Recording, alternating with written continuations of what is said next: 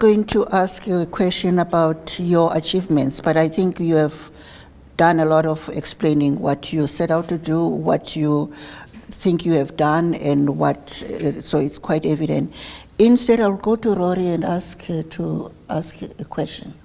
Thank you, Prof. My question is around the transformation of the education sector in South Africa in the mid-1990s. If we had an opportunity to do it all over again, what could we do differently? And you had all the money to do it with. So I can start maybe just because the money prompts me a little bit. Yeah. If we had all the money, and actually we had all the money, and we actually largely still have it. Money is not the problem in South Africa. Money is not the problem. It's a capacity, it's an attempt of many of the things we spoke about today to coordinate better and to work on the basics. We jump to all this fancy stuff all the time and we just waste money.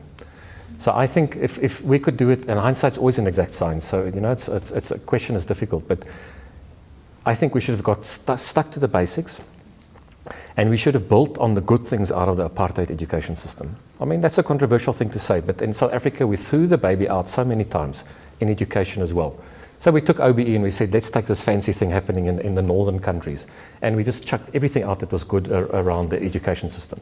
There were many bad things, but we chucked the whole thing out. And so I think really there are a couple of lessons for me there. But as I say, it's an exact science when you look back. If I had the opportunity and the space, I would have put a lot more emphasis on talent management for the system.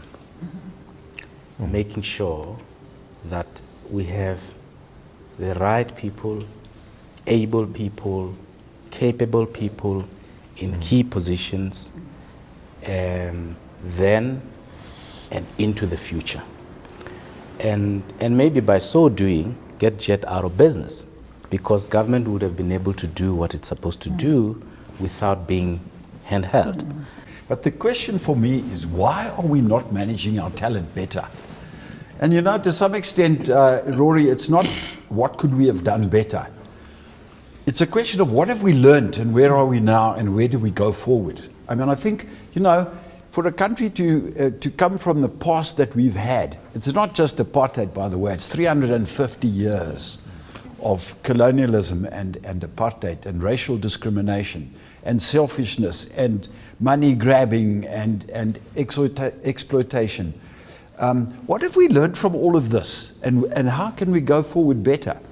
Well, the question really is in our public representatives. What have they learned?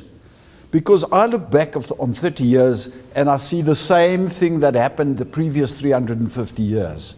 Politicians are after themselves, they're after their friends and family, they're not working in the interests of the country.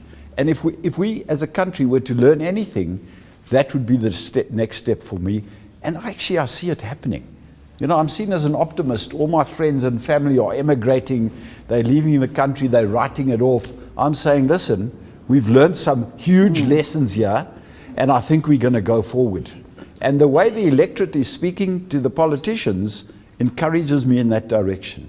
We've got strong institutions, we've got a strong legal system, we've got an independent judiciary, we've got a strong civil society and an independent press. And it's pulled us out of a hole, all of those things, and we seem to be on an upward trajectory now. So you can see I'm an optimist.